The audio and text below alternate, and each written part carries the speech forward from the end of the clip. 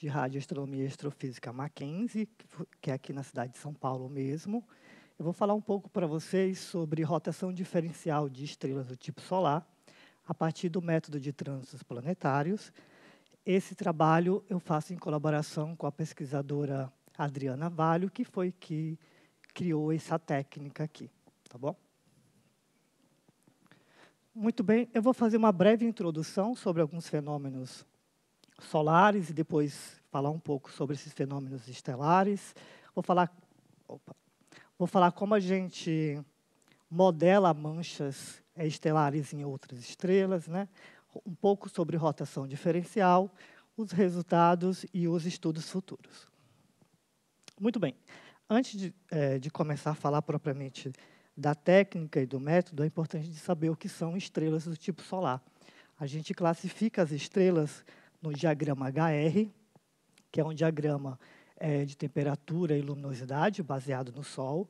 Nós temos as estrelas do tipo O, que são as estrelas mais quentes, mais massivas, e você tem as estrelas do tipo M, que são as mais frias e também menores.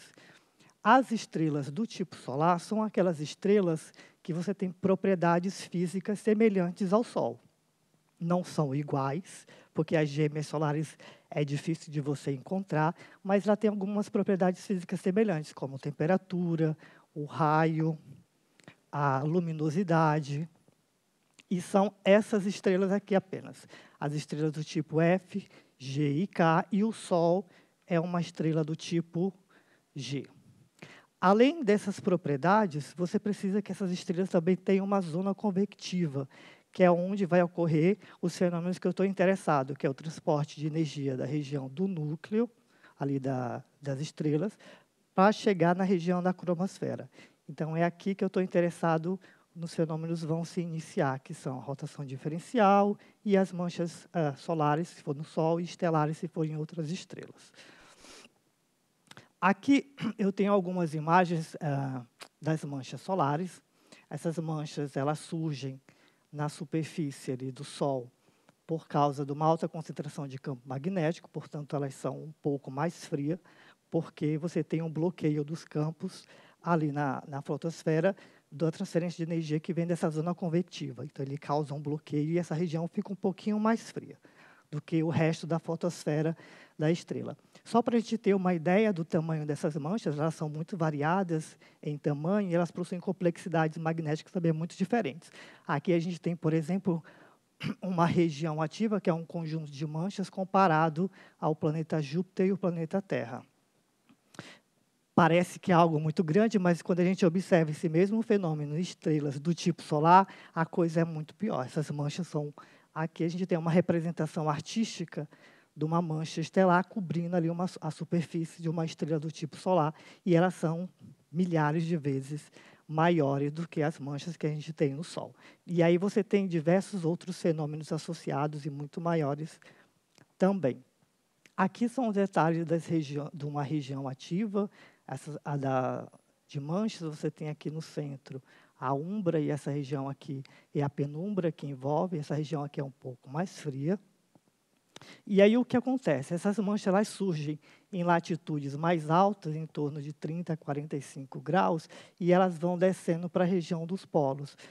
Só o que a gente observa é o seguinte, elas possuem rotação diferente. Conforme essas manchas estão aqui no polo, você vê que ela demora aproximadamente 25 dias para completar uma volta. Conforme você vai subindo para latitudes maiores, vai ficando um pouquinho mais lenta.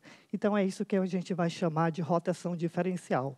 A estrela ela não gira como um corpo sólido, um corpo rígido. As faixas de latitudes elas vão girando com velocidades diferentes, porque ela é composta de gases e plasma. E aí, observando o Sol, a gente vai tentar estimar a rotação diferencial em outras estrelas, porque a gente acredita que a mesma física que está acontecendo aqui tem que acontecer em estrelas semelhantes ao Sol. Muito bem. Então, o que é o método de trânsito planetário?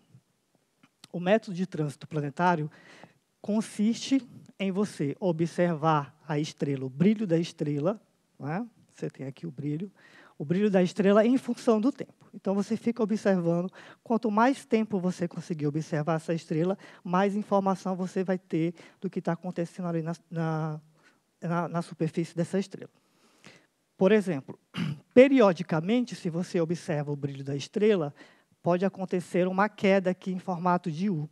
Então, significa que um exoplaneta são planetas que são fora do sistema solar, ele está eclipsando a estrela no nosso ângulo de visada. Então, eu fico observando o brilho, e aí, de repente, quando esse planeta passa em frente da estrela, eu tenho uma queda. Esse formato de U é um formato clássico que tem um exoplaneta passando ali em frente. Quanto mais profundo esse trânsito, essa queda, maior é o raio do planeta. Tá? Então, por isso que a gente tem muita dificuldade de encontrar planetas do tipo terrestre, que a gente vai ver um pouquinho mais lá na frente. A gente consegue encontrar Hot Júpiter, são planetas muito grandes, 2 até 5 vezes o raio de Júpiter, porque é muito fácil, porque essa queda ela é muito acentuada. Mas quando cai na relação raio e sinal ruído, a coisa vira um desastre. Tá? Muito bem, então, primeira coisa para eu estudar a rotação diferencial de estrelas, eu preciso ter uma estrela do tipo solar, eu preciso ter muita observação de tempo dessa estrela, eu preciso que essa estrela possua um exoplaneta, esse exoplaneta precisa estar eclipsando a estrela, precisa estar no meu ângulo de visada, e a estrela tem que ter mancha, porque se não tiver mancha, para mim não serve para eu fazer o que eu quero. Então, você vê aqui o fluxo da estrela, passa um exoplaneta, formato de U, certo? E aí, quando esse exoplaneta cruza uma região de mancha, que são esses pontos em cinza aqui, eu tenho esse pico que é devido à diferença da temperatura na fotosfera da estrela. Como o planeta é opaco e a região ali da região ativa é um pouco menos brilhosa do que o restante da fotosfera, eu vejo esse pico. Então, o que eu estou interessado é exatamente nestes picos aqui. Então, isso é um sinal de que o planeta passou exatamente numa região ativa. E, a partir daqui, eu vou fazer todas as estatísticas, medidas de propriedades físicas dessas manchas. Mas como é que eu observo isso, né? A gente tem algumas missões espaciais que foram lançadas, que tiveram o objetivo de encontrar exoplanetas do tipo terrestre. Uma das primeiras foi o telescópio espacial Corot, que foi lançado em 2006 e terminou a operação dele em 2014.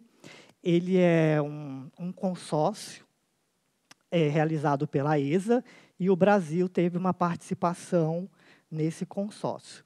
Só que o espelho era 27 centímetros e os dados não eram tão bons. E aí a NASA lançou o Kepler em 2009.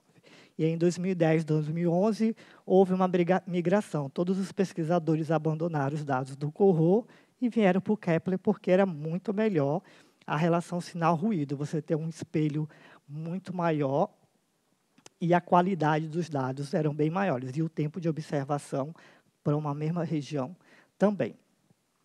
Só a título de curiosidade, eu olhei agora de manhã, a gente tem descoberto 5.535 exoplanetas já confirmados, né, juntando todas essas técnicas aqui.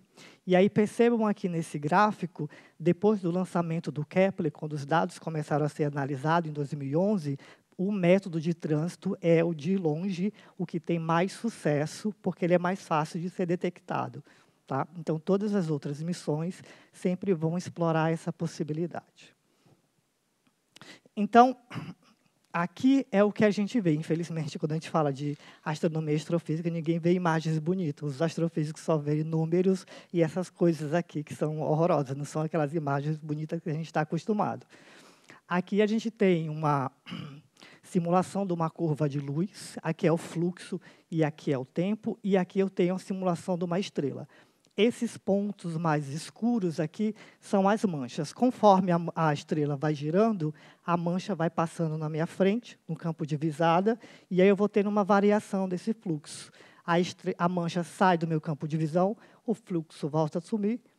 Quando ela passa no meu ângulo de visão, volta a cair, porque eu estou perdendo ali um pouco do brilho.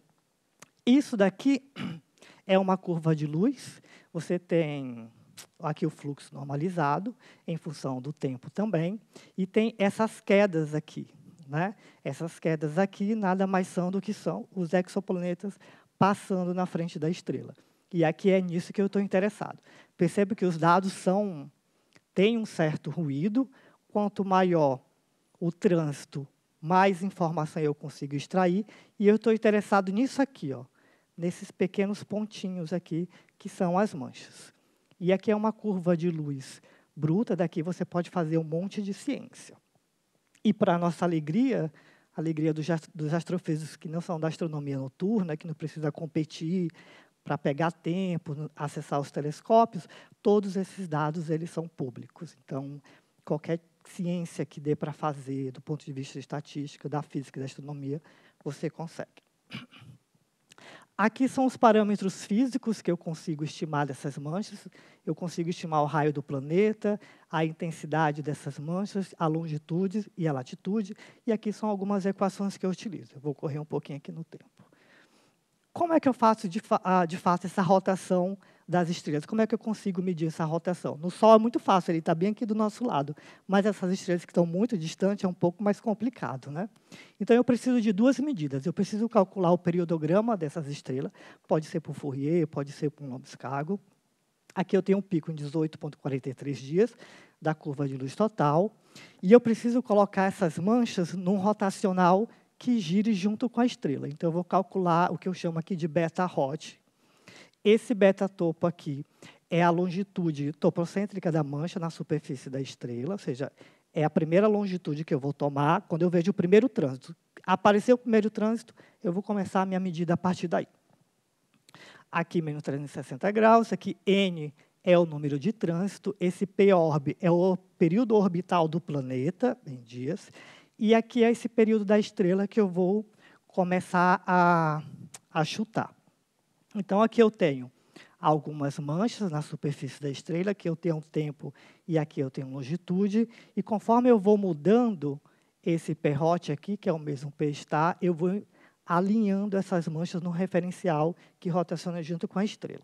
Aqui eu estou calculando funções de autocorrelação, medida a largura, minha altura desses picos, até que eu encontre o melhor período, que vai ser quando eu tenho essas manchas alinhadas exatamente nas mesmas longitudes.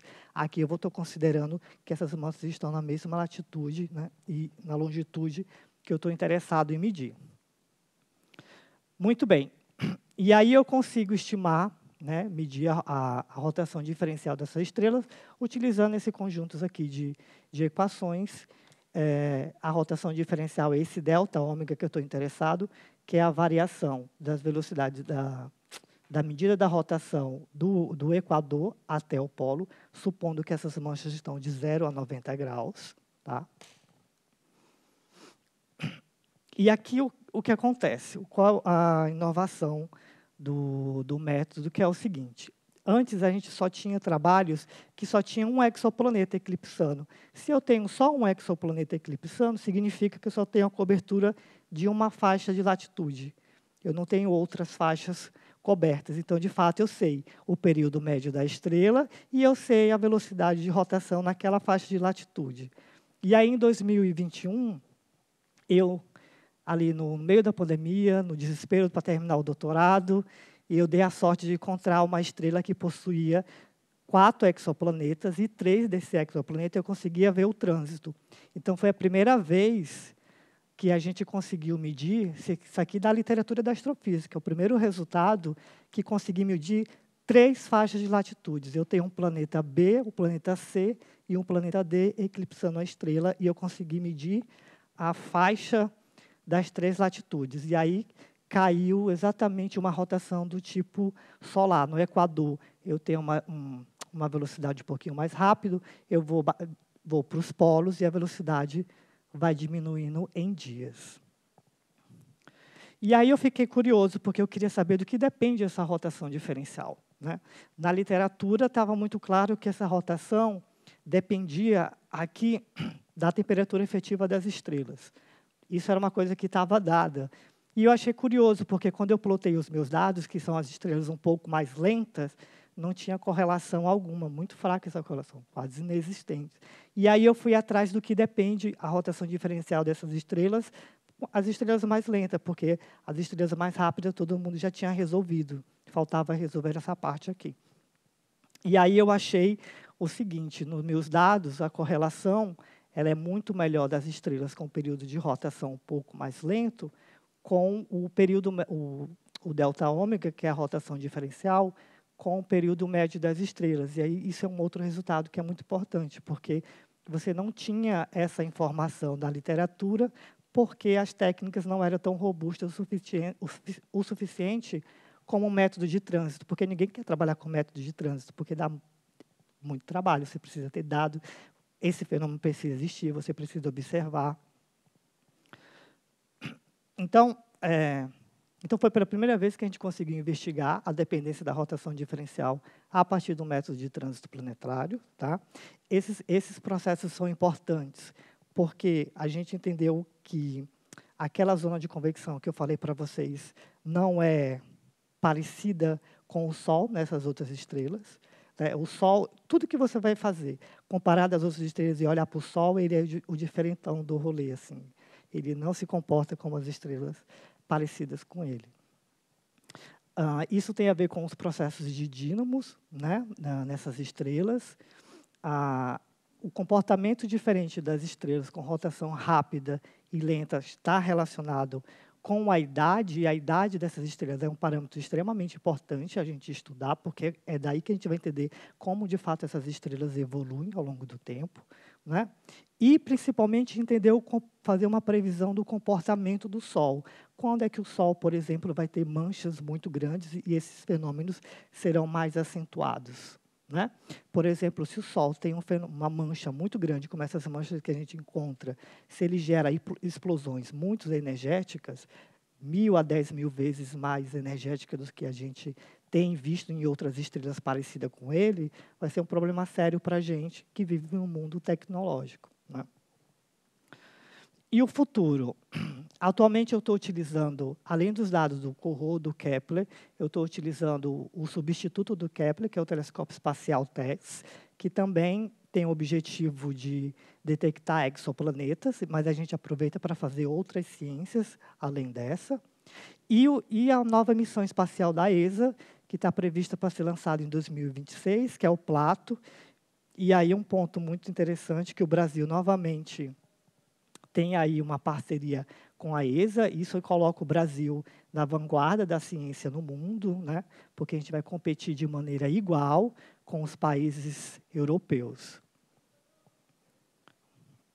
Então, era isso que eu queria falar um pouquinho para vocês. Aqui tem algumas referências desse trabalho. Se vocês tiverem um pouco de curiosidade, querem saber um pouco mais sobre exoplanetas, a rotação de estrelas, podem mandar um e-mail aqui para mim.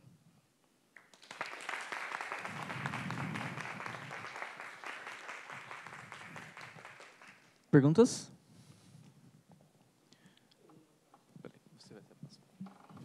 Bom dia, obrigada pela apresentação maravilhosa. Você pode voltar um pouquinho só? É uma pergunta até bem simples. Você falou... Não, aqui, no outro que tem as faixinhas. O outro. Não, o seguinte. Lá na frente, onde tem as faixinhas roxas. Esse aqui? Não, as considerações. No finalzinho já. Isso. Ali no segundo tópico, você fala sobre processo de dínamo e sobre envelope conectivo. Eu queria que você explicasse um pouquinho dessas duas coisas. Isso. Que eu não entendo muito. O processo de dínamo é como estuda todo esse comportamento do campo magnético nas estrelas. Né? E nas estrelas do tipo solar, eles estão concentrados ali no envelope convectivo dessas estrelas. No Sol, ele está ali na base dessa camada. E nas outras estrelas, o que a gente tem observado é que eles não estão na base, essa incidência maior desse dínamo, né, dessa atuação desse dínamo, que é uma transformação de energia. Eles estão meio que difusos, meio que espalhados. E é isso que a gente acredita que esses fenômenos nessas estrelas são um pouco mais acelerados, um pouco maiores, acontecem de maneira muito mais intensa no Sol. Significa que essas estrelas possuem muito mais atividade, né, atividade física mesmo, de toda a física que existe nessas estrelas, do que o Sol. Digamos que o Sol é um pouquinho mais preguiçoso, assim. Muito obrigada.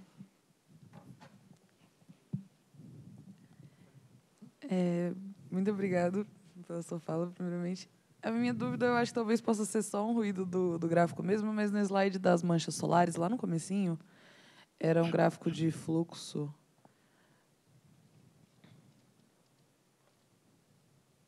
Esse. Ali, no fluxo normalizado, parece que tem uma queda. Essa aqui? No de baixo. Aqui. Então, o de cima ele é mais ou menos reto, né? Mas esse parece ter uma queda e ela não é simétrica para o outro lado, né? E aí eu fiquei curiosa do porquê que a gente consegue ver esse comportamento, tipo, antes da curva você ter essa queda, parece que está acontecendo. Você está falando essas quedas aqui? Não, é na curva, no de baixo, no gráfico de baixo. Aqui? Aí essa curva preta mais manchada, antes aqui. dessa... só que do lado esquerdo. Aqui. Isso, aí parece que ela está caindo antes de ter esse poço. Porque a curva de luz ela é assim. Então, você vai fazendo diversos tratamentos estatísticos, de modo que você vai tirando essas modulações. Você vai ajustando essa curva de luz por polinômios e ela vai ficando um pouquinho mais reta, né? Você vai fazendo os detrends nessa curva de luz. E o exoplaneta também ele vai puxando, é como quando fosse chegando perto, o exoplaneta também vai puxando conforme ele é mais massivo, né? Mas aí você tem que remover essas curvas, essas modulações da curva de luz. E aí você faz alguns ajustes para isso, porque aí fica difícil eu ver o trânsito, né? Ele fica assim, eu tenho que deixar ela o mais reto possível para que eu consiga ver a queda perfeita e as manchas. Entendi, obrigada.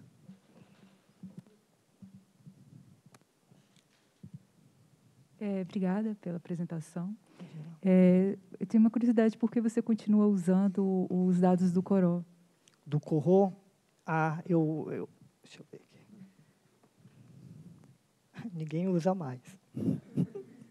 Mas eu quis utilizar porque a primeira vez que a Adriana ela descobriu a técnica, ela né, criou essa técnica, o método de transição planetária, em 2003, e foi com os dados do Corot. Então, as primeiras estrelas que foram analisadas foram essas aqui, a Corot 4, 5, 6, 8, 18 e a 2. Né? A 2, principalmente, foi a primeira estrela com que ela publicou o artigo com a técnica. E aí eu coloquei essas estrelas junto para fazer essa análise do que depende dessa rotação diferencial. Porque, como é difícil você modelar essas manchas, demora um tempo. Sei lá, você demora 1 mês, 2 meses.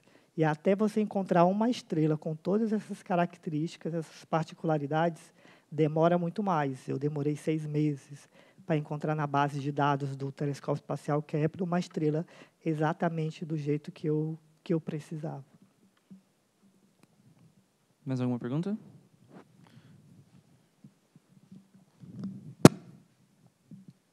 Obrigado pela apresentação.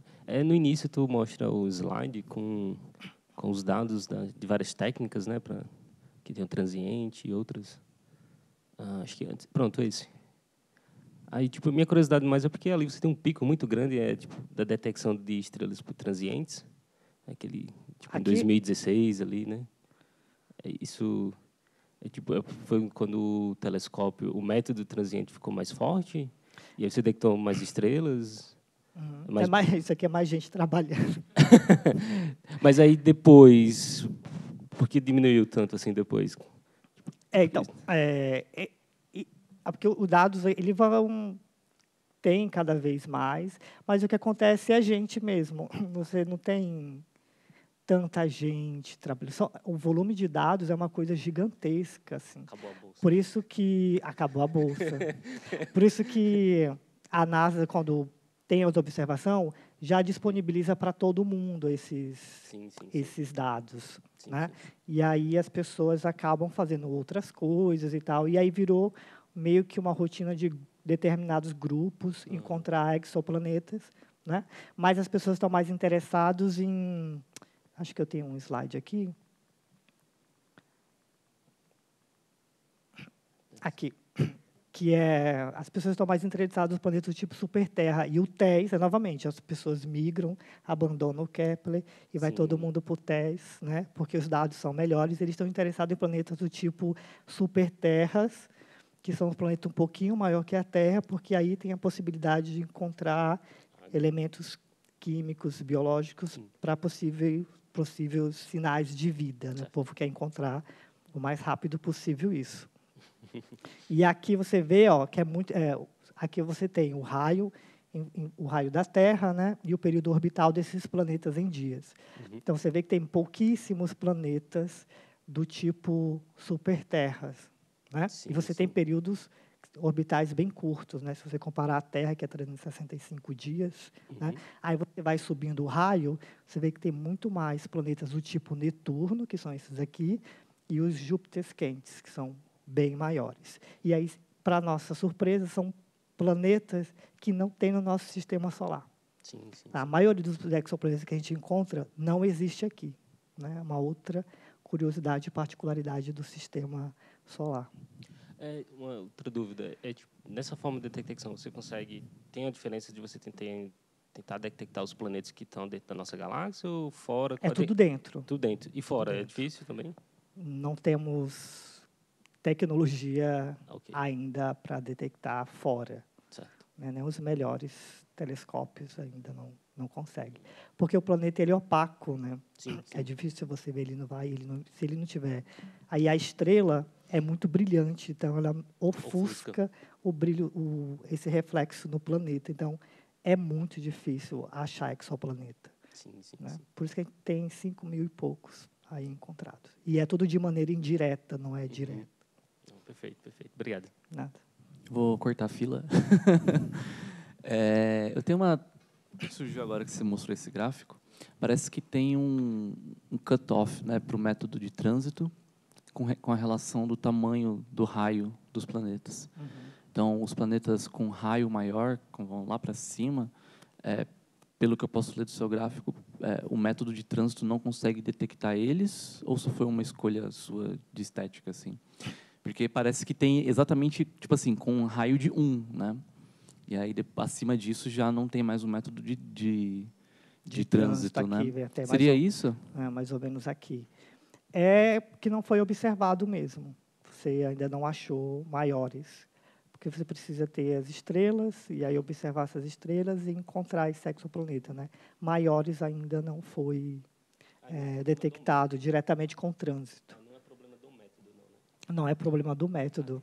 É só olhar e tentar achar. É que tu tinha comentado que quanto maior o planeta, é mais fácil. É mais fácil de você detectar, mas ele precisa existir para a gente poder ver passando no... Por isso que lança-se novos satélites, porque o Kepler ele ficou 4 anos olhando para o mesmo local, para a constelação de Cisne. Ele ficou lá, 4 anos olhando para esse mesmo local. Então, a gente tem ali 200.000 estrelas sendo observadas durante 4 anos. O TESS, ele vai olhando, ele passa pouco mais de um mês, uma região, muda para outra. Aí ele vai mapeando toda a região. Uma curiosidade, o quanto do céu está mapeado? Tem missões que conseguem esse mapeamento da região mais central da galáxia. Né? O TESS ele ainda está nesse processo de mapear todo o hemisfério sul. Ele começou no norte, ele vai mapear esse hemisfério mais do sul, que são os setores que eles estão observando ainda. E aí, assim que eles terminam de coletar esses dados, eles já disponibilizam para a comunidade científica. E aí todo mundo tem acesso.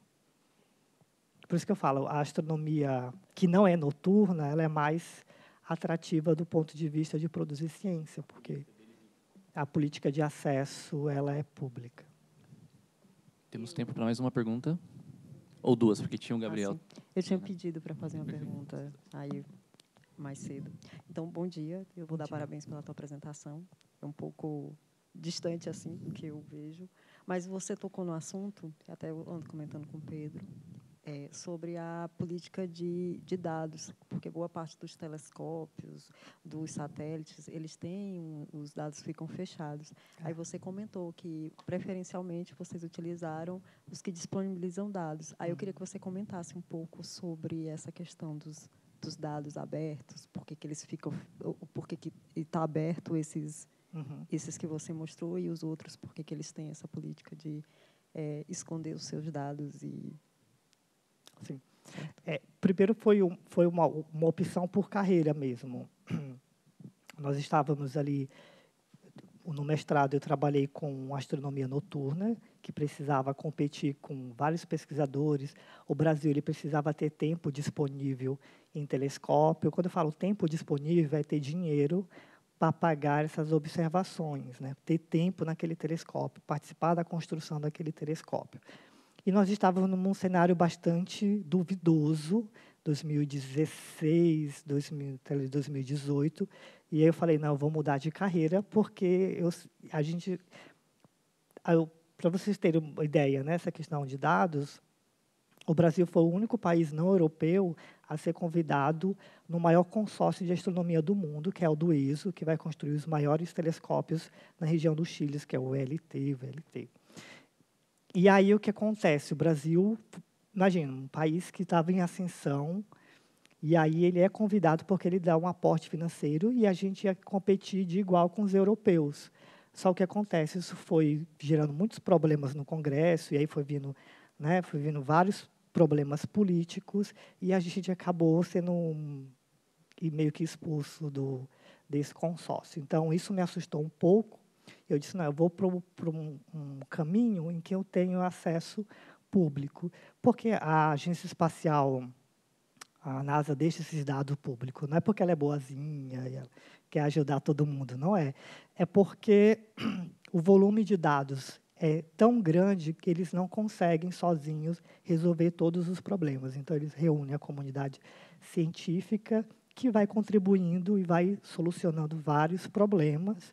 E, claro, que todos os créditos também vão para eles, porque eles são os donos do telescópio, né? Eles são os donos do telescópio espacial e das missões. Por isso que o do Plato é importante, porque, novamente, o Brasil entrando nesse protagonismo de participar de um consórcio e entrar nessa vanguarda da ciência, né? Nós estávamos nesse caminho e, por muitos problemas que vocês conhecem, a gente declinou um pouco. E a astronomia, como também a física, ela não é uma ciência barata, é uma ciência extremamente cara, né? Então, foi por conta disso que eu resolvi, para a manutenção mesmo de uma carreira, para não ter esse tipo de problema, eu optei por acessar os dados públicos. Bom, posso fazer? Pode. Parabéns pela apresentação. Você mostrou 3 missões que fornecem dados. As 2 primeiras, você mostrou a diferença também do espelho. E na última, não ficou claro isso. Eu tenho uma curiosidade se é o tamanho do espelho que aumentou, o que envolve que é mais interessante do que as 2 missões anteriores. É porque os outros são câmeras, não são espelhos. Então, a durabilidade vai ser melhor e a captura de CCDs, né, de fotos nos CCDs, também vai ser melhor.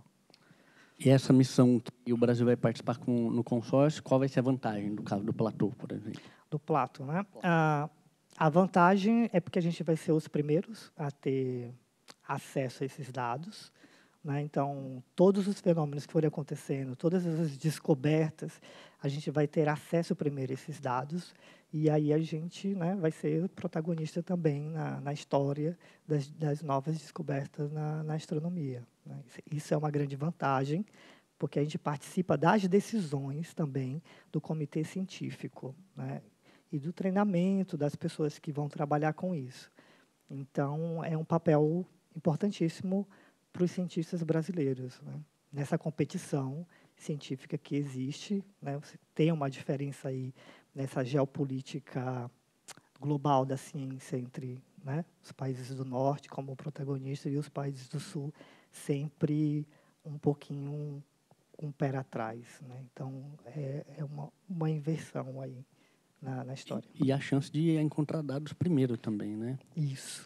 Agora, uma curiosidade. Tem muitos dados para tratar. Isso é feito a nível de computador pessoal, cluster? Tipo, eu não conheço nada, é uma curiosidade mesmo. Você pode ter as duas coisas. Eu trabalho com computador normal. Bom, um bom acelerador, uma boa memória, né? Mas eu consigo me virar bem. Mas tem gente que trabalha com supercomputadores, porque aí quer muito mais informação, né? Eu olho 1, 2, 3 estrelas. Tem gente que analisa 100 mil estrelas, né? Então precisa de muito mais tecnologia para isso, né? Obrigado e parabéns pelo resultado. Obrigado, obrigado. Vamos agradecer novamente.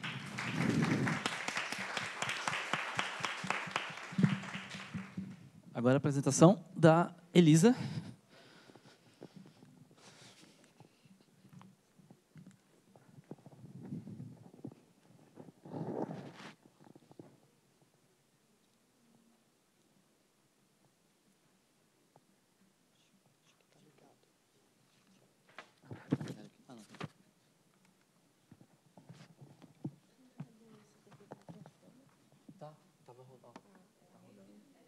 Quando não funciona, ele vem aqui e ele fala, não está funcionando.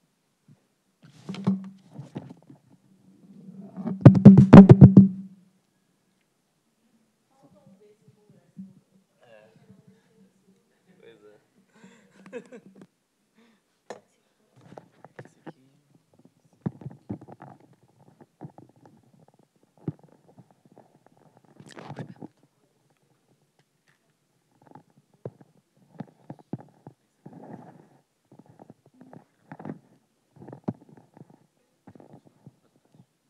Alô? Ai, tá caindo aqui. É assim? Ah, esse aqui prende... Pode prender, né?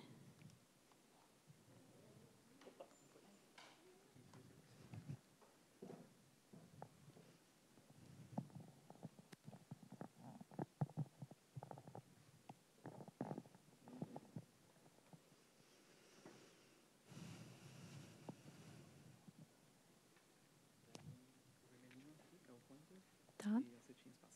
Tá. Tá bom. Então, oi, pessoal. Vocês me escutam bem? Bom, eu sou a Eli... Ah, foi? Foi. Bom, eu sou a Elisa. Eu vou apresentar uma parte do meu doutorado, que teve a orientação do professor Diogo, lá do Instituto de Física de São Carlos, e com a orientação do professor Daniel Valente, da UFMT. E o título do meu trabalho é Looking for Dissipative Adaptation in the Driving Spin Boson Model. Então, aqui como está dividido a minha apresentação, eu vou dar um contexto geral de sistemas que a gente está trabalhando, para depois poder introduzir os conceitos de o que é essa adaptação dissipativa, né?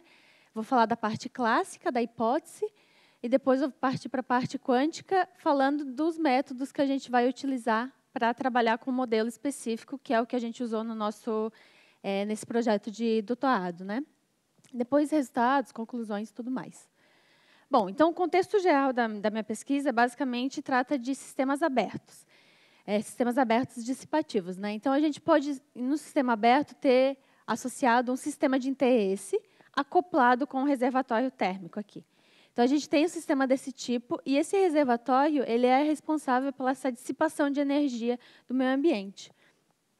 Então, conforme o tempo vai evoluindo, né, vai passando o tempo aqui, esse sistema como um todo ele vai perdendo coerência, justamente por causa dessa associação com o reservatório térmico aqui. Então, a gente sempre está procurando e trabalhando com sistemas desse tipo. Então, a gente sempre tem um sistema de interesse, pode ser uma partícula, enfim, acoplado com o reservatório térmico. Então, tá. Então, para falar da adaptação dissipativa, né, o que é esse nome, afinal, a gente primeiro tem que lembrar lá dos conceitos de termodinâmica de equilíbrio. Então, na termodinâmica de equilíbrio, a gente pode ter um sistema aqui de partículas que está associado, está em contato com o reservatório térmico a uma temperatura específica T. Quando a gente tem um sistema desse tipo aqui, inicialmente, a gente pode deixar o sistema evoluir no tempo, né? Então, a gente deixa por um tempo suficientemente grande, e esse sistema ele pode acabar em configurações diferentes aqui. Então, aqui tem um exemplo de J e K, duas possíveis configurações finais. Essas configurações finais aqui, as suas energias associadas, elas vão estar relacionadas por uma função desse tipo aqui exponencial, que é a chamada distribuição de Boltzmann. Então, a gente consegue ter essa associação entre a probabilidade de ocupação desses estados finais relacionado com essa diferença de energia entre os estados finais também. Então, a gente tem essa associação e essa equação bem estabelecida para a termodinâmica de equilíbrio.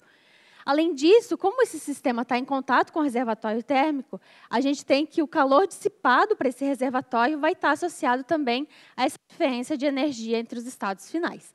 Então, a gente tem essa associação aqui. Tudo bem, isso é para sistemas em equilíbrio termodinâmico, que a gente deixa um tempo suficientemente grande. Agora, o que acontece se a gente tiver um sistema que tem essa característica de drive aqui? Então, a gente tem um sistema que está sendo forçado externamente por alguma outra espécie de configuração aqui. Então, a gente tem o mesmo sistema, a uma temperatura T aqui também, só que agora tem esse drive externo. Esse drive externo vai fazer com que o sistema ele receba uma energia devido a essa atuação aqui. Então, agora, a gente não tem mais, ou não poderia escrever uma expressão para essas probabilidades aqui de ocupação desses estados finais. Porque agora, o nosso calor dissipado, além do termo de diferença de energia interna aqui dos estados, também tem um termo de trabalho que está associado a esse drive. Então, a gente não tinha, né, isso, pelo menos até 2015, a gente não tinha uma expressão para essa razão aqui. Então, a gente não tem uma expressão para a termodinâmica fora do equilíbrio. Mas esse artigo de 2015, aqui, do Jeremy England, ele veio trazer essa hipótese de adaptação dissipativa e veio tentar preencher esse gap na literatura sobre esses sistemas fora do equilíbrio. Então, essa equação aqui foi derivada por England, em 2015, em que fala justamente essa associação entre essa razão das probabilidades de ocupação dos estados. Então, a gente aqui tem os estados inicial I e 2 possíveis estados finais J e K. Então, a razão disso ela é definida em termos desses três termos, né? Dessas 3 componentes aqui. Então, esse primeiro aqui, ele dita justamente, ele vai fazer vai fazer com que a gente recupere a distribuição de Boltzmann para sistemas em equilíbrio termodinâmico. Então, se a gente pegar essa equação como um todo, que é a característica da adaptação dissipativa, e analisar para tempo suficientemente grande, e analisar com o sistema sem o drive, a gente faz com que essas 2 partes aqui sejam a unidade, e a gente recupera a distribuição de Boltzmann usual. Então, é uma equação que ela recupera o que a gente já esperaria da distribuição em equilíbrio termodinâmico. Então, tá, só que tem esses outros 2 termos aqui, né? O que significa isso? Esse segundo termo aqui, ele é também uma razão entre probabilidades, e ele vai dizer que, justamente, a acessibilidade cinética. Alguns dos meus estados finais, eles são mais prováveis de serem atingidos do que outros. O que isso quer dizer? Então, devido à minha atuação do meu sistema, desse drive externo, alguns estados eles são mais prováveis de serem atingidos em detrimento a outros estados finais. Então, a gente tem uma preferência do meu sistema a evoluir para aqueles estados. Esse último termo aqui, ele leva em conta a absorção confiável de trabalho, que quer dizer que esses estados eles vão evoluir para esses estados mais prováveis, justamente por um histórico maior de absorção de trabalho. Então, o que quer dizer essa adaptação dissipativa final? Ela quer dizer que a gente tem um sistema que tem uma atuação de um drive externo.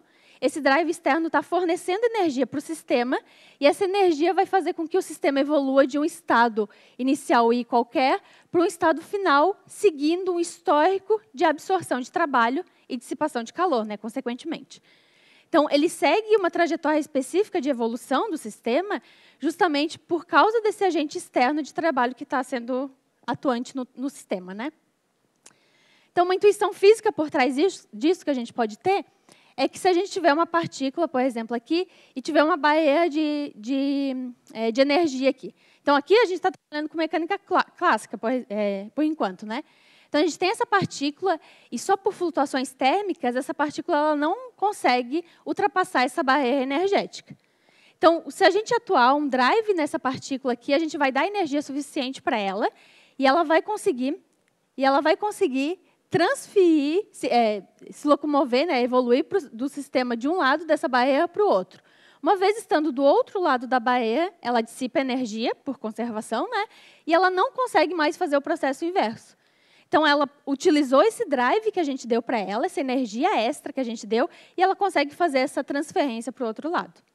Então, é basicamente isso que a adaptação dissipativa é. Tudo bem, isso é clássico, né? Mas a gente quer trabalhar com mecânica quântica. Então, para a mecânica quântica, a gente vai usar como referência esse artigo aqui de 2021, que é do Daniel Valente, e que ele trabalha com um sistema desse tipo aqui. Então, a gente não poderia simplesmente pegar aquela equação de adaptação dissipativa clássica e transferir para a mecânica quântica. Assim, né? A torta à direita. Porque justamente aquela equação, ela diverge para temperaturas muito altas. Então, a gente tem que trabalhar com um sistema específico quântico e analisar se a gente consegue fazer a relação entre probabilidade de transicionar de um estado para o outro e o trabalho que está associado a algum drive externo que a gente está dando. Então, o sistema que foi utilizado foi esse sistema aqui, que é um sistema que está em uma configuração lambda, é um sistema de 3 níveis. A gente tem um estado excitado e 2 estados de menor energia, A e B aqui. Então, a gente tem probabilidade de transicionar apenas dos estados de menor energia para os estados de maior energia, mas não de um diretamente para o outro. Então, é como se fosse aquela barreira de potencial também, né? A gente não consegue transicionar diretamente desse estado aqui para cá. A gente tem que passar para o estado excitado primeiro. Então, inicialmente, a gente tem um sistema desse tipo aqui, e a gente tem uma configuração que o estado inicial ele é uma mistura estatística dos estados A e B. A gente aplica, então, um pulso de fóton único aqui, que é o nosso drive. Atuando esse pulso de fóton único, a gente faz com que saia de um estado inicial misto para um estado puro aqui. Então, a gente faz essa transferência desse estado aqui para esse estado, utilizando a energia fornecida por esse pulso.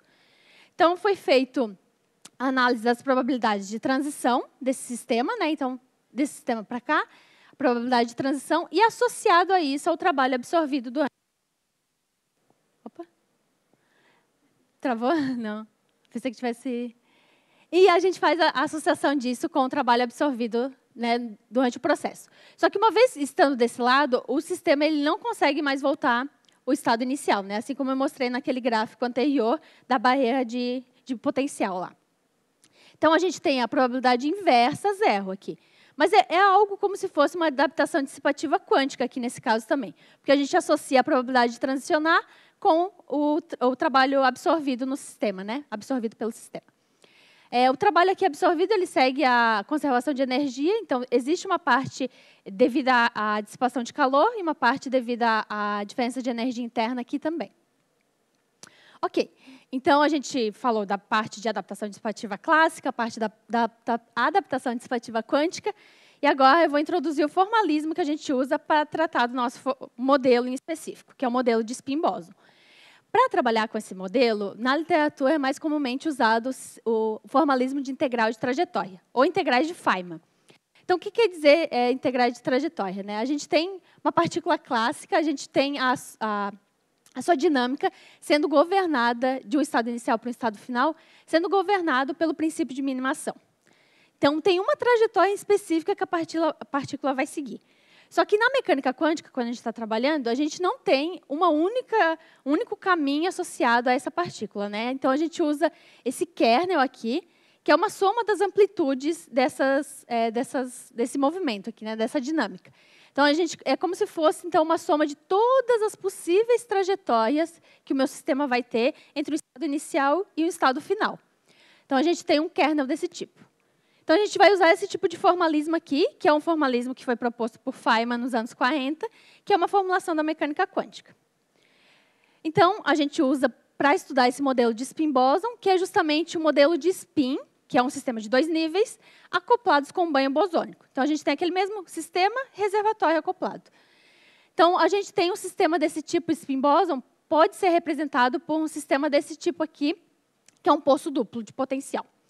Então, a gente tem aqui, como está sendo tratado de partículas quânticas, né, a gente tem uma probabilidade de tunelamento aqui, né, uma taxa de tunelamento. A gente também tem uma energia associada à diferença de energia desses poços aqui, né, um bias de energia, desculpa, entre essa diferença entre os poços. Então, esse bias a gente pode controlar e verificar se o poço é simétrico, assimétrico, e ver qual é essa relação entre essas diferenças no fundo dos poços aqui. Então, a gente escreve uma hamiltoniana para um sistema spin-boson dessa maneira. Então, a hamiltoniana do sistema, de interação e do banho. A gente aqui pode ter diferentes probabilidades, né? Aqui a população que está sendo plotada. A gente pode ter, então, diferentes populações nesses 2 estados, dependendo dos parâmetros do meu sistema. Então, Então, a gente consegue ter regimes coerentes, incoerentes e ter um processo de localização da partícula também. Justamente modificando os parâmetros do sistema, que é a temperatura, acoplamento com banho e taxa de tunelamento também. Bom, então, o modelo específico que a gente usou foi um modelo de spin boson dirigido perturbativo. Então, primeiro, o spin boson é aquele que eu mostrei anteriormente. Spin boson dirigido é onde a gente tem o epsilon, que é a diferença de energia, sendo descrita em termos do tempo. Ou seja, tem essa dependência temporal. O que isso quer dizer? A gente tem a diferença entre os postos e a gente controla essa assimetria. Ela tem essa dependência temporal. Além disso, a gente pode definir qual é essa assimetria através dessa função aqui, né? Então, a gente escolhe essa função e isso faz com que a gente tenha uma perturbação assimétrica. Então, é um sistema de spin boson perturbativo, sistema de spin boson dirigido perturbativo. Então, além da gente controlar essa diferença de energia entre os postos, a gente controla de uma forma muito específica aqui, que é perturbativa. Então, isso faz com que um dos lados do posto sempre fique ou igual, mas a gente não quer essa situação, mas um pouquinho diferente do outro lado. Então, sempre tem esse bias um pouquinho, fazendo com que um dos lados seja um pouquinho mais alto do que o outro. Então, a gente sempre tem um estado fundamental e um estado um pouquinho mais excitado. Então, tá. Então, a gente usa o formalismo de integral de trajetória, como eu introduzi para vocês. A gente consegue escrever a matriz de densidade do meu sistema, traçar fora os graus de liberdade do reservatório e trabalhar com a matriz de densidade reduzida do meu sistema. Então, aqui está sendo, nessa equação 5, a gente mostra aqui quais são os elementos da matriz de densidade. Então, está escrito em termos de integral de trajetória. Esses As aqui são as amplitudes, quando a gente não leva em conta os termos do reservatório. Então, é apenas devido ao sistema, né? Apenas a hamiltoniana desse sistema aqui. Esse F é o funcional de influência, que leva em conta justamente a influência do banho sobre as partículas, né? Sobre a partícula. E a gente escreve, então, uma expressão geral para essa probabilidade de transicionar de um estado para o outro. Então, essa é a forma geral. Enfim, tem tunelamento, tem temperatura, tem um monte de coisa aqui dentro que eu só coloquei essa forma mais reduzida aqui. Mas o que é importante é essa exponencial aqui. Ó. Essa exponencial é que vai levar em conta esse termo de epsilon aqui. Então, vai levar em conta o termo perturbativo. Então, essa exponencial que a gente tem que ficar de olho. Então, o que a gente quer? A gente quer encontrar qual é a probabilidade de transicionar de um estado de menor energia para um estado de maior energia. A gente tem que, de alguma forma, associar isso com o trabalho, né? Porque foi o que foi feito nas outras clássicas e quânticas. Então, a gente escreve probabilidade de transicionar de um estado de menor energia para um estado de maior energia dessa forma aqui. Então, tem a forma geral desse φ, que é aquele dependente do epsilon de t. Bom, então, a gente associa essa probabilidade de transição com o trabalho utilizando os artigos do Quan, principalmente esse aqui de 2018, né? Onde ele faz uma abordagem para o trabalho usando integrais de trajetória. Então, ele define o trabalho dessa forma integral aqui, onde F é justamente a parte dependente do tempo da hamiltoniana. E essa derivada em relação a esse F da hamiltoniana dependente do tempo. Bom, então a gente usa isso. Como o nosso sistema, a única parte dependente do tempo é justamente a hamiltoniana do sistema, né, essa parte aqui, a gente consegue perceber que consegue discretizar, não, mas a gente consegue escrever em termos de dois outros componentes aqui, uma parte que é quase estática, que depende dos elementos da diagonal da matriz de densidade, e uma parte não estacionária, que depende das coerências da matriz de densidade. Então, a gente escreve esse funcional de trabalho em termos desses outros dois parâmetros aqui, né, dessas duas outras equações. Então, a gente tem isso, a gente usa no nosso formalismo, nas nossas equações, e a gente tem, então, esse resultado aqui, que é justamente a associação entre probabilidade de transicionar de um estado de menor energia para o estado de maior energia, associado com o trabalho aqui. Então, é como se fosse uma adaptação dissipativa quântica, nesse caso do spin boson dirigido em específico, né? Então, a gente tem essa equação aqui e tem essa associação com o trabalho. Bom, então, concluindo, né, a gente conseguiu escrever quais são as probabilidades de transição. Né? A gente conseguiu uma forma geral das probabilidades de transicionar de um estado de menor energia para um estado de maior energia, levando em conta justamente a influência da perturbação assimétrica do nosso sistema, que é aquele epsilon. Além disso, a gente também estabeleceu que essa perturbação assimétrica ela está associada com o funcional de trabalho, né? Então, a gente associa essa quantidade termodinâmica com a probabilidade de transicionar.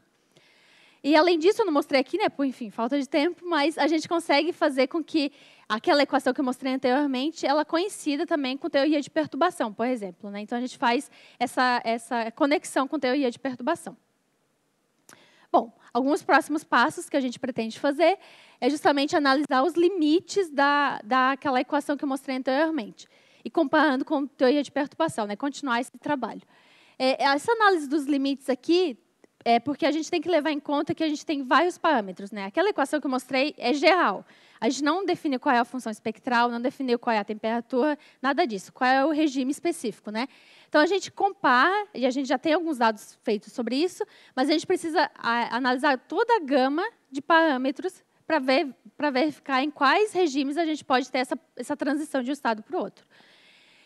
Uma coisa importante é justamente a relação entre o tunelamento e essa probabilidade de transição. Porque, como a gente tem partícula quântica, a partícula não necessariamente precisa ultrapassar a barreira, ela pode tunelar. Então, a gente precisa ver qual é essa associação entre o tunelamento da partícula e essa probabilidade de transicionar. E, enfim, passos muito para o futuro é generalizar essa adaptação dissipativa para outros sistemas quânticos, né, utilizando todo esse arcabouço também que a gente adquiriu de formalismo de integral de trajetória e tudo mais. Bom, então, aqui podem ser acessadas as referências. Eu agradeço a atenção. Obrigada.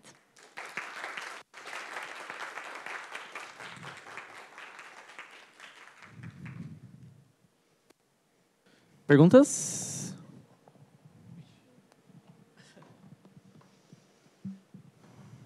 Opa, obrigado pela apresentação. Eu tenho uma pergunta no slide 5.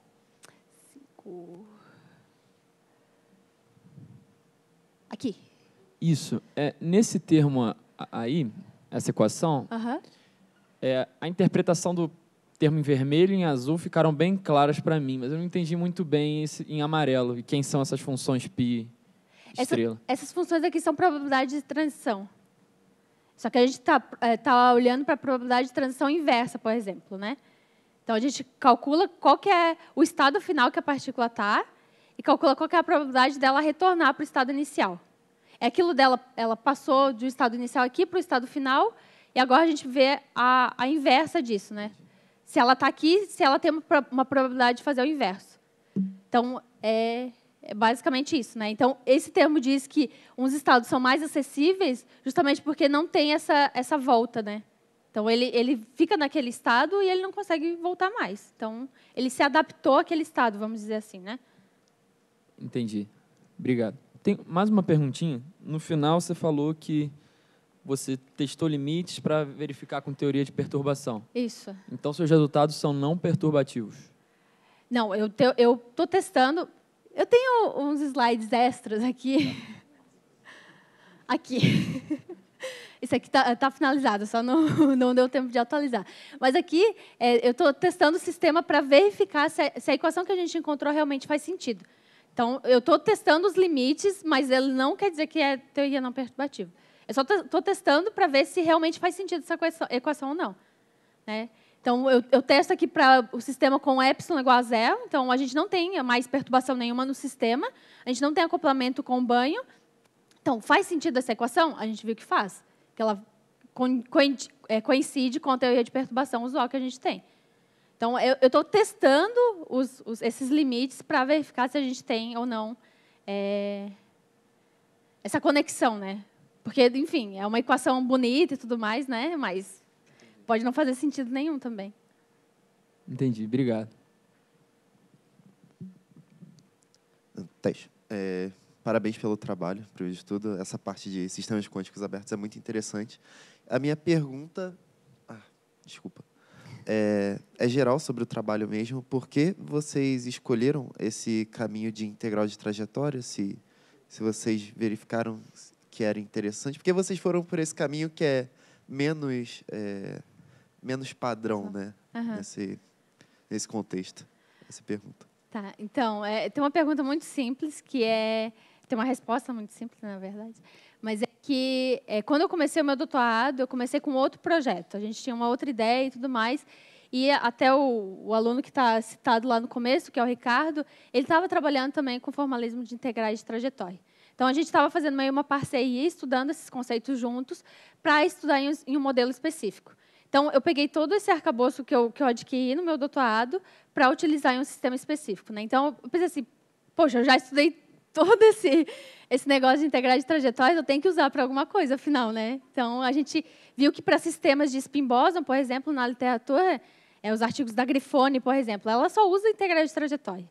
Então, tem uma justificativa por trás, porque para trabalhar com sistemas de spin-Boson é mais usual trabalhar com esse tipo de formalismo, mas a justificativa para eu começar a usar esse tipo de formalismo foi porque eu comecei a aprender isso e, enfim, eu teria que usar em algum lugar, né? Então, mas realmente poderia usar outra coisa, né?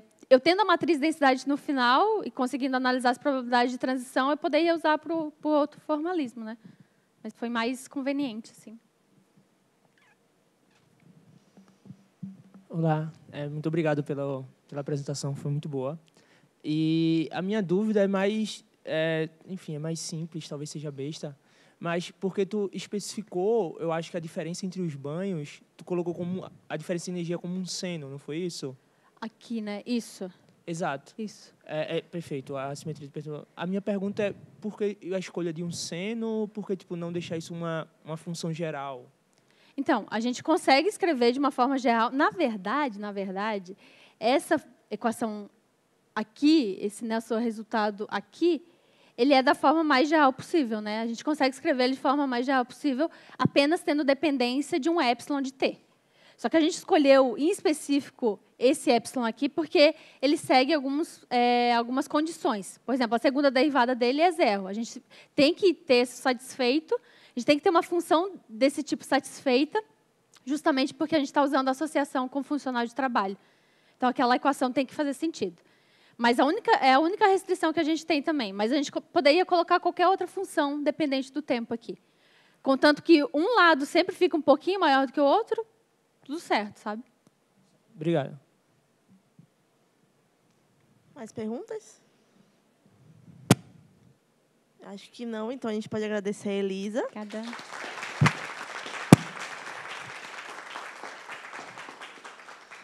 E vamos para a última apresentação dos alunos do congresso. Sem pressão.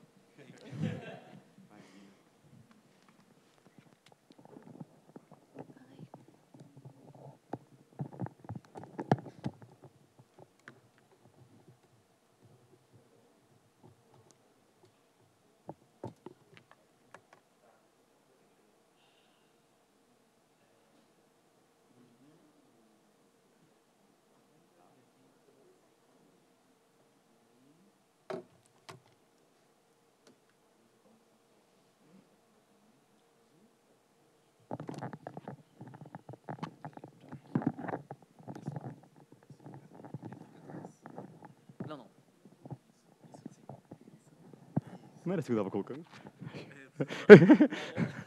Faz aqui. E aí você prende e já tá ligado. Tá bom. Obrigado. Aí é 20 mais 10. Beleza. Tá bom. Pode começar? Tá bom. Bom dia, gente. Tudo bom?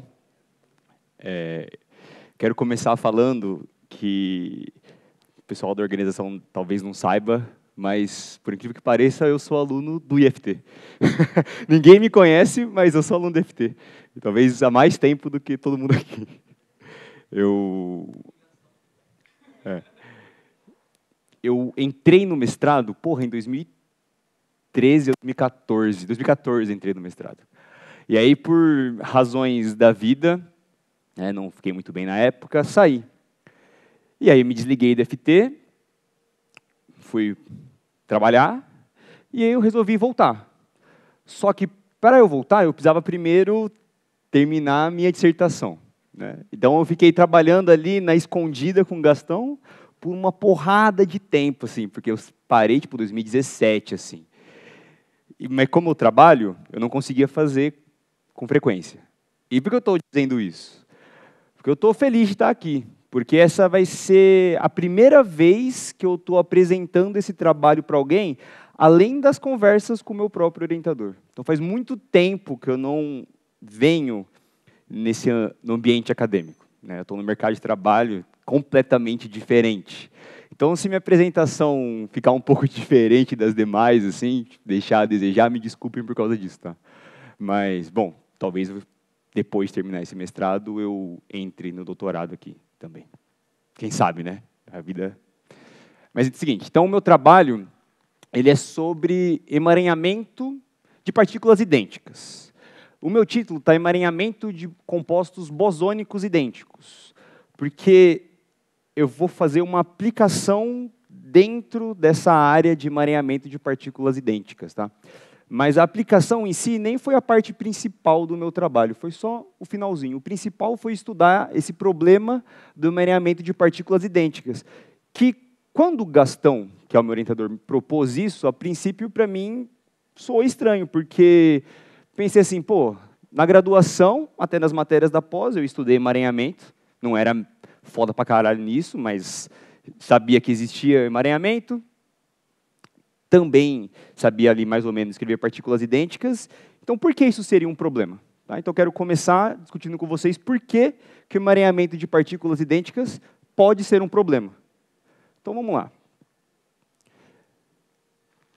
Antes disso, eu vou só falar um pouquinho sobre o formalismo que envolve emaranhamento. Então, imagina que a gente tem um sistema com duas partículas. Quando você tem duas partículas, em geral, aqui não estou falando de idêntico ainda, você descreve o estado dessas partículas.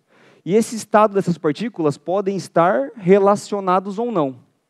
O estado mais geral possível de você descrever um sistema de duas partículas é dado por essa expressão aqui. Para quem já fez mecânica quântica, talvez já esteja acostumado com isso.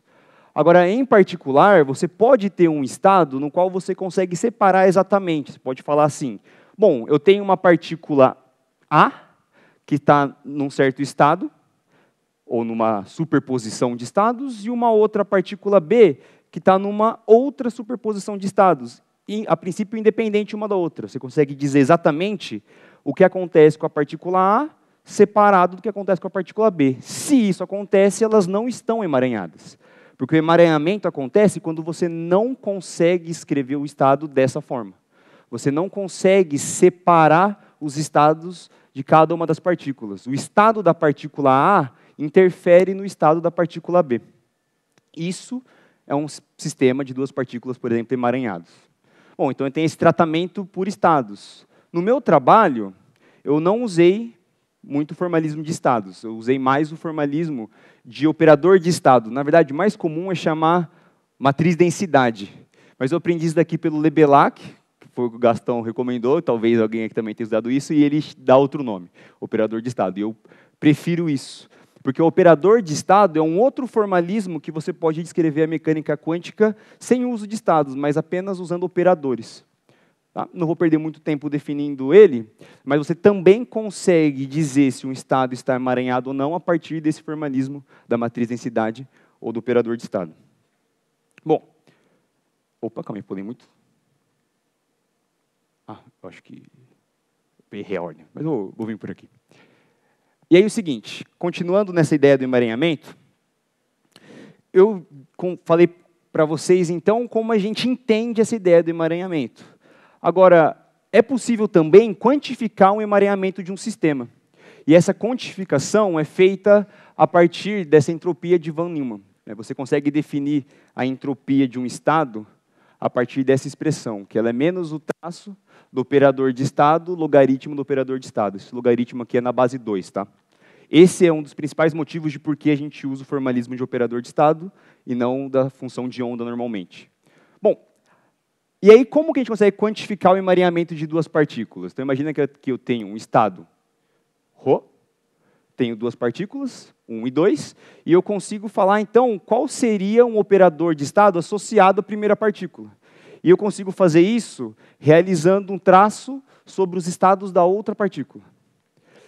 Matematicamente, esse traço é você sanduichar ele, né, colocar os cats e os braços dos dois lados, com todos os graus de liberdade deles a princípio. Tanto os graus de liberdade de posição, quanto outros graus de liberdade, como spin, por exemplo. Quando você faz isso sobre os graus de liberdade da segunda partícula, você tem o operador de estado, que a gente chama de reduzido da primeira. E aí você usa o próprio entropia de von Neumann, mas agora para esse operador de estado específico de uma partícula. E aí você consegue quantificar esse emaranhamento. Se elas não estão emaranhadas, esse valor aqui vai acabar dando zero. Tá? Bom, beleza. Esse é o formalismo normal. Rapidinho sobre partículas idênticas. Quando a gente tem duas partículas idênticas, elas são literalmente idênticas. Você não consegue diferenciar uma e outra. Mas, a princípio, você poderia falar assim, porra, eu poderia diferenciar essas partículas por onde elas estão. Então, eu posso ter dois elétrons, mas eu poderia falar assim, esse elétron A está aqui, esse elétron B está aqui. Mas acontece o seguinte, se você tiver eles dentro de uma caixa, por exemplo, você não consegue ter acesso visual à posição delas. Então, elas não são diferenciáveis, elas não são distinguíveis. Você não consegue dizer qual é o elétron 1 e qual é o elétron 2. E tem umas consequências em relação a isso. E a principal consequência é que, quando você vai descrever o estado de duas partículas idênticas, não são todos os estados que são acessíveis a elas. Se as partículas forem bosônicas, apenas estados simétricos são acessíveis. Se elas forem fermiônicas, apenas os estados antissimétricos são acessíveis. Isso também, largamente comum na literatura, qualquer livro de quântica que você for abrir vai ter isso daqui. Bom, agora vamos entender os problemas que envolvem emaranhamento de partículas idênticas. E se eu estiver demorando muito, por favor, vocês me avisem. Então, imagine a seguinte situação. A gente tem um núcleo de hélio, não, né? Um hélio aqui na Terra. E a gente tem um íon de hélio em Andrômeda e um elétron. Aí esse íon de hélio aqui na Terra vai espalhar na Terra, e no mesmo instante, lá em Andrômeda, esse hélio com esse íon vão formar um estado ligado e vai ser surgido um outro hélio em Andrômeda. As funções de onda delas não estão sobrepostas, porque, uma está na Terra e outra está em Andrômeda. Mas, se eu quiser descrever, então, qual seria o estado dessas duas, pelo formalismo natural que a gente utiliza, a gente precisa falar assim, bom, como hélios são bósons, então os estados acessíveis são estados simétricos. E o estado, então, vai ter que ser escrito dessa maneira aqui. Você diria o seguinte, que você tem a probabilidade de você ter um certo átomo de hélio denominado como 1 na Terra e um outro denominado como 2 em Andrômeda. Mas também poderia ser o contrário. O 2 poderia estar na Terra e o 1 poderia estar em Andrômeda. O que é um pouco estranho, certo? Porque uma está na Terra e outra em Andrômeda. Elas não estão relacionadas, não tem essa ambiguidade. Mas se você precisa descrever elas como partículas idênticas, que elas são, pelo formalismo tradicional, elas acabam estando dessa maneira. Isso é um problema. Outro problema é o seguinte, para a gente simetrizar ou antissimetrizar um estado, a gente precisa colocar rótulos nessas partículas. Então a gente precisa falar assim, existe um conceito de partícula 1 que estaria na Terra e um conceito de partícula 2 estaria em Andrômeda, mas poderia estar ao contrário. Isso é estranho. Já foi 10 minutos, caramba. Tá bom, vou acelerar. Isso é estranho, por quê? À medida que você rotula uma partícula como 1 e 2, a princípio você está falando, existe uma partícula 1 e existe uma partícula 2. Mas elas são idênticas e você não consegue diferenciar uma e outra, elas são indistinguíveis. Então, o próprio fato de você utilizar rótulos em partículas, isso é um problema conceitual. Outro problema, então tem esse problema conceitual de utilizar rótulos, um outro problema conceitual é que essas partículas estão automaticamente emaranhadas simplesmente pelo fato de você simetrizar os estados. Porque você vai lá e mede uma partícula, ela está na Terra, você vai saber que a outra está em Andrômeda.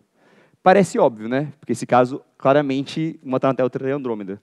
Mas isso funciona para qualquer exemplo que vocês forem bolar. Qualquer duas partículas idênticas, elas vão acabar emaranhadas, mesmo se elas nunca tiverem interagido entre si, mesmo se você nunca tenha construído um estado para elas.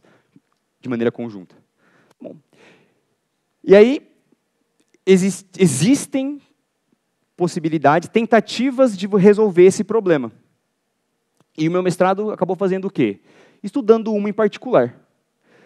E aí, o que eu acabei fazendo? Eu estudei esse método de tentativa de solução, redescobri os resultados que esse método teve, e depois eu vou aplicar para partículas compostas. Então, eu vou acelerar um pouco, porque eu sei que já estou demorando aqui. Então, eu não vou perder muito tempo nos detalhes, mas Lofranco e Compagno, eles pensaram o seguinte: quando a gente está lidando com partículas idênticas, então, eu não quero utilizar estados simétricos e antissimétricos, justamente porque já vai cair nesse problema do emaranhamento e o problema dos rótulos. Então, ele propôs uma maneira de dizer assim, o estado dessas partículas idênticas, então, tem que ser um estado global, que ele chamou de estado holístico, eu achei esse nome muito louco, por isso que eu continuei falando aqui, um estado holístico, que você não diz rótulo para nenhuma das partículas, sabe? Que existe uma partícula que está no estado φ e uma outra que está no estado π, e você não diz qual está em qual. E o que acaba mudando? A maneira no qual você calcula produtos internos foi redefinido. E aqui eu errei, acabei de perceber, mais é para bóson, menos é para férmions. Tá? E a hora que você vai calcular os produtos internos, você acaba fazendo o estado φ com outro estado, esqueci essa letra grega aqui, que é uma letra que eu não lembro o nome, com outro φ aqui. Você precisa ficar trocando. Então, quando você vai fazer o produto interno, você sempre precisa fazer esse com esse, e com esse, e esse com esse, e com esse. E aí, a partir disso, a gente conseguiu mostrar que acaba sendo equivalente os resultados que você obtém com a simetrização, sem precisar recorrer à simetrização de estados. E mais uma coisa que foi utilizada nesse artigo foi que a própria ideia de como calcula-se emaranhamento mudou. Então, quando você vai calcular emaranhamento de partículas idênticas, você não faz mais, ou você não faria mais, o traço parcial sobre todos os graus de liberdade possíveis de uma partícula. Você faz esse traço parcial em todos os graus que não são espaciais, então todos os graus possíveis de spin, por exemplo, momento angular, mas você limita o seu traço parcial em uma localidade específica de encontrar essa partícula. Porque o emaranhamento de partículas idênticas, ela acaba sendo alterado dependendo de onde você faz a medida. E isso também é uma coisa diferente que acontece com partículas idênticas. Tá, então eu vou fazer aqui rapidinho, porque eu não tenho muito tempo de conversar. E aí o que eles fizeram no artigo é o seguinte, eles aplicaram em um caso. E esse caso seria um poço assimétrico, no qual você teria uma partícula em A, que ela poderia estar com ou spin para cima ou spin para baixo, poderia ser um pseudo-spin, tá? Não precisa ser exatamente um spin. Mas ela está aqui, a partícula A, nesse poço chamado de esquerda, localizado aqui, e você tem uma outra partícula B, que ela pode estar no da direita, mas ela também pode tunelar para a esquerda. A A não pode tunelar para o da direita, né? Ela não tem energia suficiente para fazer isso. E aí, a hora que a gente descreve esse estado, a gente acaba chegando nessa expressão grande aqui, onde Q tem a ver com a probabilidade dessa partícula da direita tunelar para a esquerda, e o A e o B, eles estão relacionados com as probabilidades dos spins estarem para cima ou para baixo. Tá?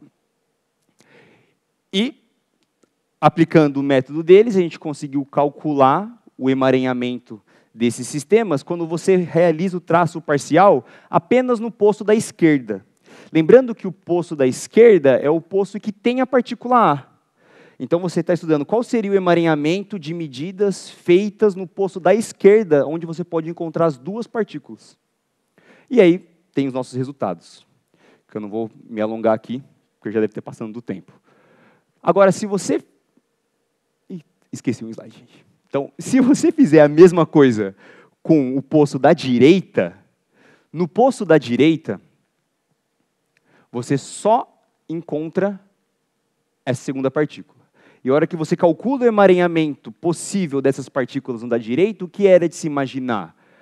Como a partícula A não pode estar ali, você reencontra o emaranhamento de partículas que são distinguíveis. Não quer dizer que elas não estão emaranhadas, porque elas possuem um emaranhamento devido aos seus spins.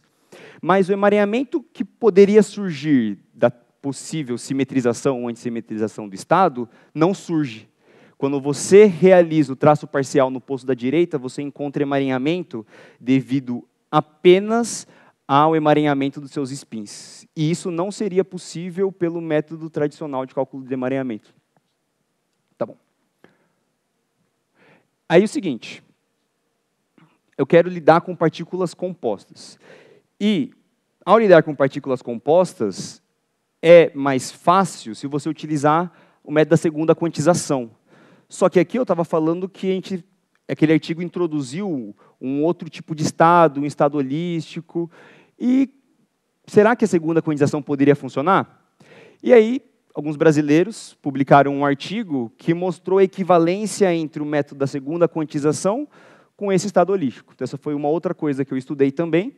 Eu redescobri os resultados desses artigos e mostrei também que esses dois approaches eram equivalentes, que a gente poderia também tratar o emaranhamento de partículas idênticas usando a segunda quantização. Agora, a gente precisava manter aquela ideia de que o emaranhamento é localizado, que a hora que você calcula emaranhamento depende do local onde você faz a medida. E por que a gente fez isso? Porque o Gastão, meu orientador, ele tinha publicado já um artigo de como a gente pode descrever estados de partículas bosônicas compostas. E uma coisa que acaba acontecendo quando você descreve esse estado de partículas compostas é que, a princípio, essas partículas compostas, você calcula o comutador entre elas, para quem sabe de bósons, se você for partículas pontuais, você não tem esse termo delta. O comutador vai ser justamente esse delta de alfa-beta. Agora, ao calcular esse comutador de partículas compostas, você tem um desvio. E esse desvio é dado por toda essa expressão aqui. Então, você tem um método para lidar em segunda quantização com partículas compostas. E aí, qual que seria a ideia do meu trabalho a princípio? É pegar esse formalismo de partículas compostas, aplicar dentro desse contexto de emaranhamento. Mas o tempo é escasso, aluno de mestrado tem que acabar relativamente logo. Posso ter demorado 10 anos para terminar o mestrado, mas eu precisava terminar logo isso. E aí, lidar com esse sistema é muito complexo quando você vai tratar um sistema específico, porque você precisa calcular interações específicas e calcular essa amplitude de probabilidade é o complexo. Então, para o trabalho de mestrado aqui, né, um pouquinho mais enxuto, assim, mais modesto, eu utilizei uma aproximação, que essa aproximação é o que a gente chama de álgebra deformada de Kuhn. E, ao utilizar essa álgebra, você tem uma analogia entre essa expressão que você está aqui e essa expressão que está aqui. Você vê que são relativamente parecidas. É um outro tipo de álgebra, é uma álgebra que não é exatamente para bóson ou para férmions, mas elas são similares. E essa similaridade é que, para valores pequenos de x, você acaba aproximando para o comportamento bosônico. E aí eu acabei utilizando esse formalismo em particular, apliquei novamente no problema daquele poço, né, o poço da esquerda, o poço da direita, e eu redescobri esses resultados que acabaram dando parecidos, mas não igual, que era mais ou menos o que era de se esperar. Você tem uma partícula composta no poço da esquerda, uma partícula composta no poço da direita, e ao calcular o emaranhamento, era para esperar que fosse um pouco diferente, justamente porque não tem uma partícula pontual na esquerda e uma partícula pontual na direita. Tem um composto na esquerda e um composto na direita. E você consegue redescobrir os resultados quando você coloca Q igual a 1, que Q tem a ver com a nossa álgebra aqui. Ao colocar Q igual a 1, você volta para partículas pontuais. Então, testando esse modelo, quando você chega nos resultados, fala assim, coloca Q igual a 1 e vê se dá a mesma coisa. Deu a mesma coisa, deu o mesmo emaranhamento. E para Qs, que seriam valores no qual você afasta o seu composto do comportamento bosônico pontual, o emaranhamento tem um comportamento similar, mas ele não é exatamente igual. Ele muda dependendo desse valor de Q. Quanto mais próximo Q está de 1, que seria o caso de partículas pontuais, mais próximos os gráficos ficam. E aí eu acabei também calculando outros emaranhamentos, que não vai dar tempo de ficar conversando aqui com detalhes. Então é o seguinte, para concluir, que deve estar terminando o tempo, eu sei que eu falei muita coisa, mas a ideia principal do trabalho é, a gente tem um problema de emaranhamento, esse problema do emaranhamento tem uma possível solução proposto por Lofranco, e aí esses resultados, você consegue, então, descrever sem os mesmos problemas o emaranhamento de partículas idênticas, e também, a partir da segunda quantização, você consegue descrever o emaranhamento de partículas compostas. E o principal, acredito eu, que para um trabalho futuro, talvez se eu acabar entrando no doutorado, é que, em vez de usar aquele método de aproximação da álgebra deformada, é possível aplicar esse método analisando interações específicas de compostos específicos, sem precisar usar um modelo aproximativo. Só que isso requer mais tempo, por isso você entraria no doutorado. E também pode ser possível, isso tem que pensar um pouco como se fazer, não analisar o emaranhamento do composto inteiro, mas analisar também o emaranhamento das partículas que compõem o composto. Então, por exemplo, tem um composto de 2 partículas, com outras 2 partículas, qual é o emaranhamento dessa partícula com essa outra partícula, não do composto como um todo em conjunto com outro composto. Beleza, gente? Então foi isso a impressão. Obrigado.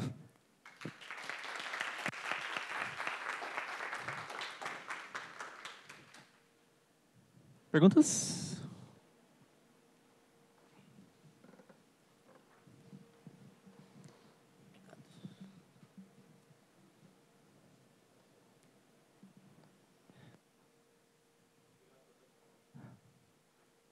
Alô, alô, teste.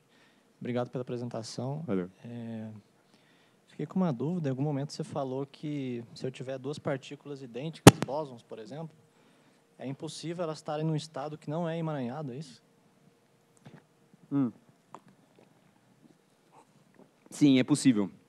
Quando você tem o emaranhamento das partículas, se essas 2 partículas elas tiverem as suas funções de onda sobrepostas, você com certeza vai acabar estando elas emaranhadas. Agora, você pode ter tipos de emaranhamento. Você pode ter emaranhamento, como eu falei, devido ao spin dessas partículas. Que naquele estado que eu montei, você tinha um emaranhamento devido que você não sabia se ela estava com spin para cima ou spin para baixo, né? Ela pode estar ou com spin para cima ou com spin para baixo. Se uma está para cima, ou outra para baixo. Então, elas são emaranhadas. Tá bom. Só que imagina que você não tem esse tipo de emaranhamento, você não tem essa falta de conhecimento do spin. Você sabe que essa daqui está para cima, essa está para baixo. Se as funções de onda delas se sobrepõem, se elas estão no mesmo lugar, elas vão acabar estando emaranhadas. Agora, se você separa essas partículas, se você consegue falar especificamente, eu tenho uma partícula aqui, uma outra partícula aqui, e ela não tem nenhum outro grau de liberdade possível de emaranhamento, elas não estão emaranhadas, elas não comportam-se como partículas emaranhadas. E o formalismo diria que sim, porque você diria que elas teriam um estado que é simétrico ou antissimétrico, mas a gente consegue falar, porra, eu tenho essa partícula aqui e essa outra partícula aqui. Você não tem essa indecisão de onde elas estão, não tem por que elas estarem emaranhadas, você sabe que tem uma partícula aqui e outra aqui. Entende o que eu quero dizer? Está funcionando?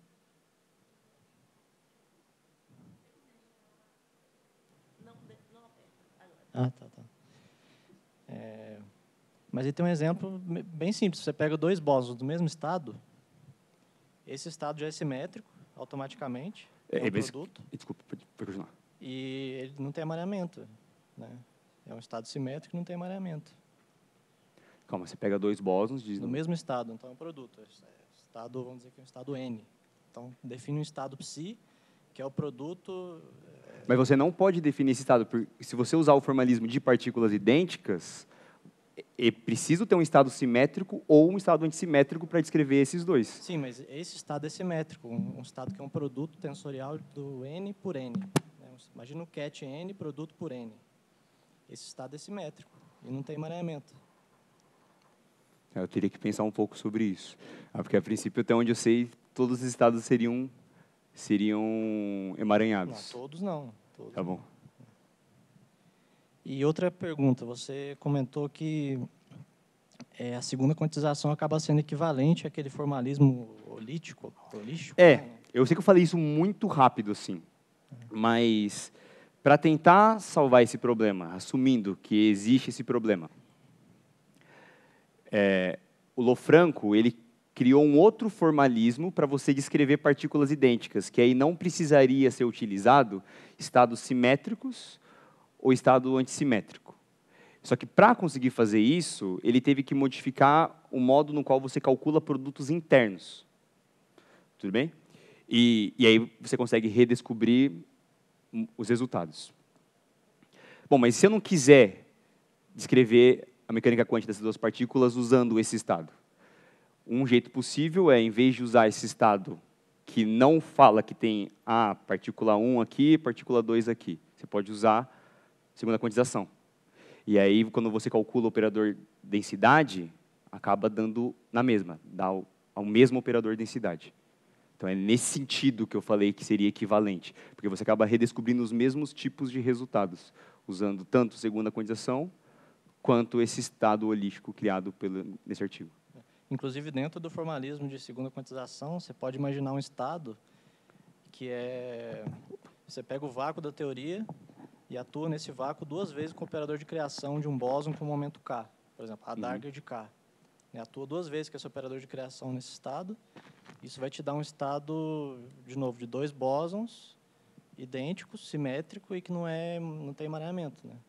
É outro exemplo também dentro da segunda quantização. Para ser sincero, eu acredito em você. Só estou querendo dizer assim,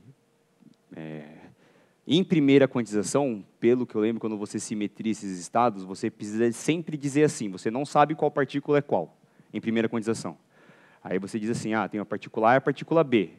Mas eu não posso falar que a partícula A está no estado psi e a partícula B está no φ, porque você tem uma indeterminação. Então, você tem que dizer assim, a partícula A está em psi ou ela está em φ. E a partícula B está em φ ou ela está em psi. Isso, e aí, ao fazer isso, você não sabe exatamente qual partícula está em qual estado. Né? E aí, por exemplo, se você mede a A, ela está no estado psi, então, automaticamente, a outra vai estar no estado φ. E aí, nesse sentido, pelo que eu entendo, elas estariam emaranhadas, porque você tem essa indeterminação de qual está no estado psi e qual está no estado φ. A não ser que daí seja um caso que são o mesmo estado. Acho que entendi agora o que você quis dizer. Eu estou um pouco nervoso, então eu estou devagar. Está certo o que você está falando. Só que só tem uma exceção aí, né? Que se os estados forem iguais, não precisa simetrizar, porque já é automático, né? Entendi. É verdade. É um caso específico. Um caso específico, entendi. Um caso específico do mesmo estado. Agora, em segunda quantização, acho que também não teria esse problema, porque você não precisa... E justamente por isso que eu acho que os brasileiros tiveram essa intuição. Mas na segunda quantização não parece ter esse problema, né? Será que dá na mesma? E aparentemente deu na mesma. Tudo bem? Valeu. Obrigado. Bom, parabéns pela apresentação, foi muito clara, muito boa. A minha pergunta talvez seja um pouco mais filosófica, mas toda essa questão de emaranhamento, ela parece um pouco estranha, né? Porque se você... Mas a física é estranha, né? Porra. Sim. Não, a física é Todo estranha. mundo aqui é meio esquisito, né? Só que a gente não espera que todos os elétrons de todos os átomos estejam emaranhados, né? Sim. A gente não descreve a física desse jeito, pelo menos. Então, a pergunta é, qual que é a condição que eu preciso ter para conseguir rotular um elétron, por exemplo? Como é que eu consigo diferenciar e garantir que não tem esse emaranhamento esquisito? Então, a ideia de fato, aparentemente é estranho, porque se eu quero... Imagina que eu consiga criar um estado global de todos os elétrons do universo. Com certeza, o elétron que está aqui não está emaranhado com o elétron que está em outras galáxias, né? Então, isso seria um problema, né? Usar a simetrização ou antissimetrização. Se você usar a simetrização, você vai precisar rotular essas partículas, né? Mas aí a ideia seria o seguinte, os resultados experimentais nos mostram que se essas partículas não estão com as suas funções de onda sobrepostas, e você também não tiver já uma interação prévia delas, no qual você teria um emaranhamento, por exemplo, de graus de spin, pelo fato dessas funções de onda não estarem sobrepostas, você consegue separar claramente, essa partícula está aqui e essa partícula está aqui. Nesse sentido, você deveria ser capaz de rotular elas, né? Mas quando você sobrepõe as suas funções de onda, aí você não sabe qual partícula mais está onde, porque essa pode estar aqui, essa pode estar aqui. E aí você não poderia mais rotular. Então, o critério, acredito eu, que seria esse, seria a sobreposição das funções de onda. Tudo bem? Tudo bem. Uma outra pergunta, indo direto nesse ponto também, você acha que isso pode ser um problema da mecânica quântica usual que a gente trabalha não ser relativística?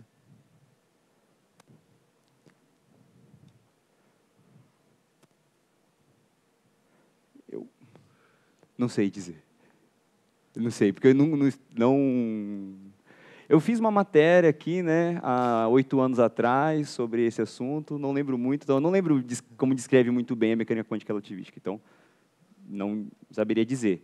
Eu acho que não, assim, mas é só achismo. Então, para não falar besteira, eu não sei dizer se é uma limitação, porque eu estou tratando aqui mecânica quântica clássica ou não.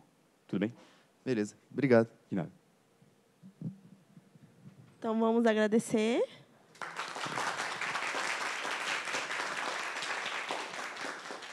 Então, agora a gente vai ter o coffee break e volta às 11? Ou antes? 10h50.